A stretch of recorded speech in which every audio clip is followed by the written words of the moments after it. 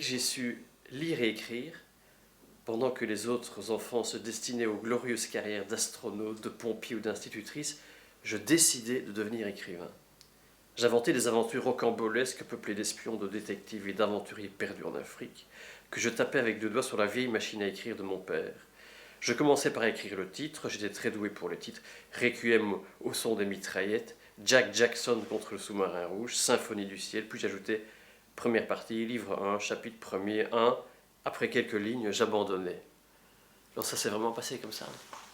Oui, réellement, quand j'ai eu 6 ans, quand j'ai en fait réussi à lire, euh, j'ai décidé que, enfin, ça me semblait presque naturellement, j'ai décidé d'écrire.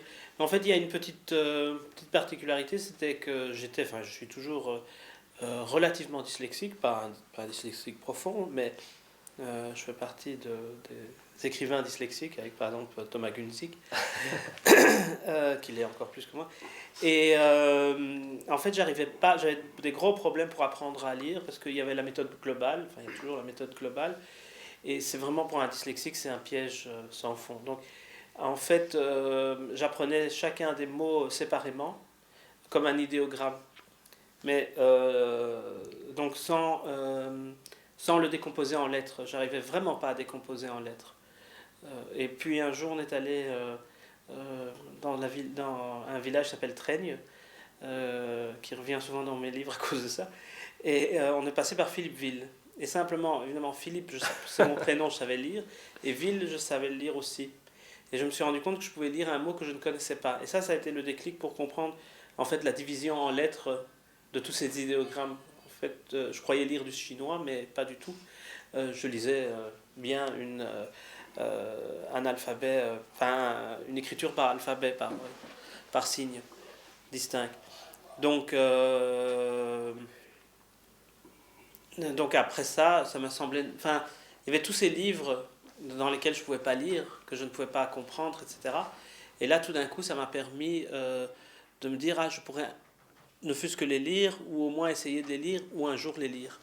Et le fait d'avoir tous ces univers, c'était beaucoup plus mystérieux qu'un film ou qu'un disque, parce que c'était quelque chose à laquelle je croyais ne pas avoir accès. Et puis là, tout d'un coup, le fait d'y avoir accès, euh, je sais pas, ça m'a poussé à vouloir en faire aussi d'autres. Vous avez une formation de monteur, monteur de cinéma, vous avez fait vos études à l'INSAS de montage.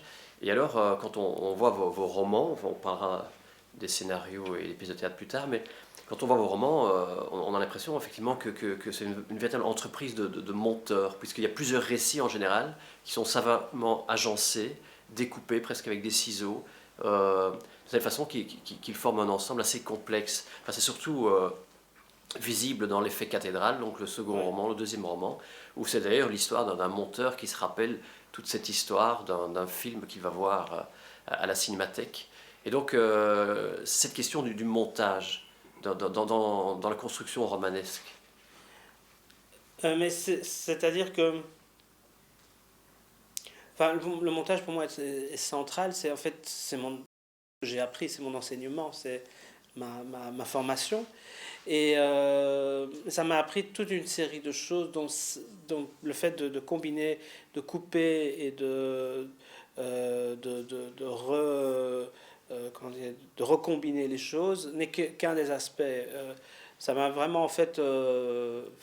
C'est une activité que je trouve extrêmement intéressante, extrêmement formatrice, ne fût-ce aussi sur le regard extérieur. Comment est-ce que l'on gère le fait que quelqu'un d'autre vous donne un regard sur ce que vous écrivez? Comment essayer de garder un recul par rapport à ce que vous écrivez? Euh, Comment gérer le fait... Parce qu'un livre est critiqué par très très peu de personnes, une dizaine, avant d'être imprimé. Donc tant qu'il est en formation, il est critiqué par très très peu de personnes. Un film, même en tant que scénario, est critiqué par une centaine de personnes, en général assez bête. Donc c'est beaucoup plus difficile à gérer. C'est quelque chose que le montage m'a vraiment appris. Essayer d'avoir des méthodes et une éthique de la critique extérieure. Vraiment, je trouve que c'est vraiment une des activités les plus plus excitantes, les plus intéressantes. Ça m'étonne pas, il y a des grands... Mais donc il y a le roman, disons, acte solitaire, le théâtre c'est plus collectif, et alors le cinéma c'est encore plus collectif parce qu'il y a la Oui. production. Mais sur le plan même de l'acte d'écrire, c'est quand même C'est pas la très même très chose. différent. Oui. Non, c'est très différent. Le roman, est destiné à une lecture à voix basse, et le théâtre, lecture à voix haute, ça change tout. Et le scénario n'est pas dédié, il ne doit pas être lu en fait. Il doit être tourné, c'est pas tout à fait la même chose. Le fait de lire un scénario, c'est un acte technique. Il faut quand même se dire que il y a quand même un jour quelqu'un qui va lire votre scénario et qui va commencer à dire bon, extérieur nuit, alors ça fait autant, je dois donner autant ça va être un tournage de nuit, donc je dois faire ceci ou cela. Ou alors, où est-ce qu'on va mettre les camions? Ou vous mettez l'hélicoptère d'Ecola. C'est aussi assez magique. Hein. Vous écrivez l'hélicoptère d'Ecola, quelqu'un téléphone, allô, bonjour, vous louez des hélicoptères, c'est combien l'heure, etc. C'est un acte magique. Mais ce n'est pas... Mais ça coûte plus cher mettre hélicoptère dans un scénario que dans un roman. Oui. Oui, tout à fait. Mais c'est donc c'est-à-dire, c'est mes ordonnances, je dirais. Aucune personne qui travaille sur un film ne fait vraiment n'est vraiment un auteur, n'est vraiment n'est vraiment un créateur seul. L'œuvre d'art, en fait, c'est le film en entier. Mais sinon, chacune des personnes fait... Enfin, je suis un des techniciens parmi les autres. C'est... C'est pas une question... Je ne le dis pas avec modestie, je le dis parce que on me l'a bien fait comprendre. Oui, ça, il y a une modestie nécessaire dans le, oui, c'est ça, il y a une travail du modestie tout à cinéma. fait Oui, nécessaire. on est remis à sa place. Tout à fait. Maintenant, une question qui est peut-être un peu plus difficile, à laquelle personnellement j'ai vraiment pas de réponse alors que je connais quand même assez bien votre œuvre. On a un peu l'impression que cette œuvre est très éclatée quant à cette thématique. C'est peut-être lié aussi aux collaborations, aux commandes, etc. Alors la question que je vais vous demander, est-ce que vous avez, vous, en tant qu'auteur, l'impression que dans tout ce que vous avez déjà écrit, qui est énorme, il y a une sorte de fil rouge? Il y a une série de fils rouges. Vous pourrez interviewer ma femme là-dessus, parce qu'elle Ouais. elle lit en plus ce qui ne paraît pas, ou ce qui dans le cas des scénarios, ce qui n'est pas tourné. Et elle lit un truc et elle fait ouais, t'as encore. Et il y a une série de fils rouges. Il y a le.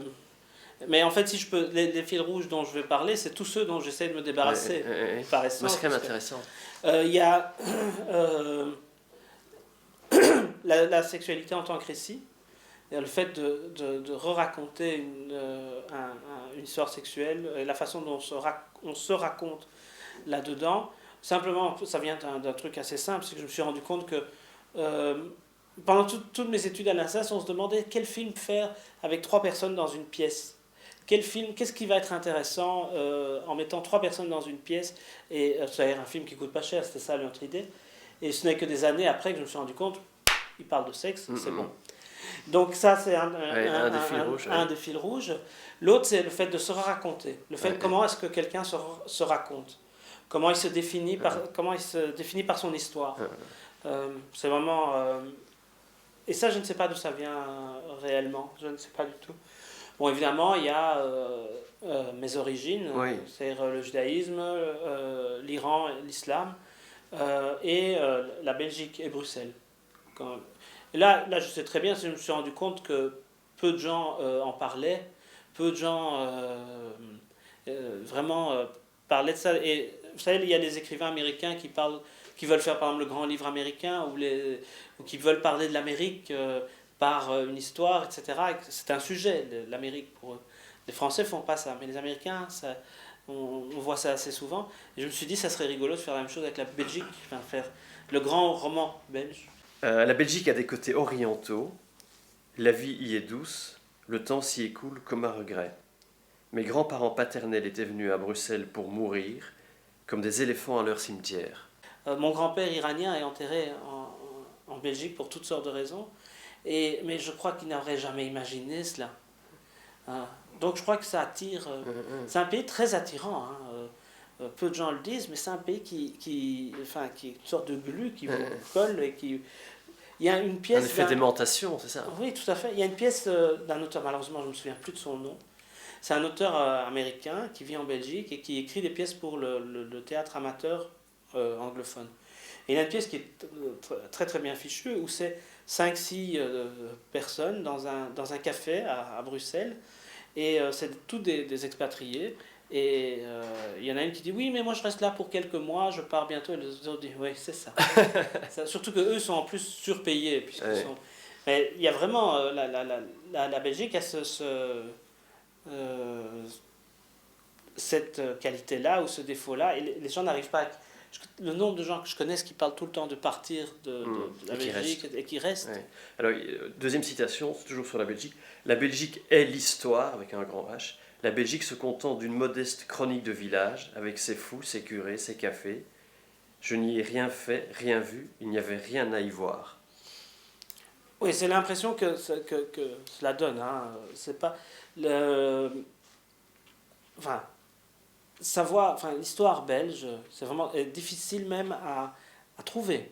Vous essayez de connaître exactement de livres d'histoire belge, vous ne les trouvez pas. C'est pas évident. Je ne sais pas si on se rend compte de ça en Belgique, mais c'est difficile de même de... Les livres scolaires. Dans les livres. Oui, mais pas moi. J'ai fait une partie de mes secondaires ici. On avait des livres français. C'est quand même assez étonnant. Il y a surtout que bon, c'était 150 ans ou je pense 250 ans. Et le reste, on peut faire un résumé. Donc il n'y a pas grand-chose à... en plus, il y a toujours, c'est quand même toujours, il y a toujours quelque chose de provincial. Si on de modeste, parce que c'est un petit pays simplement. Il y a toujours quelque chose de moins tragique ou catastrophique. Je veux dire, les conflits communautaires, on fait 2 morts ou 1 mort. Oui, je crois 1 ou 2 morts.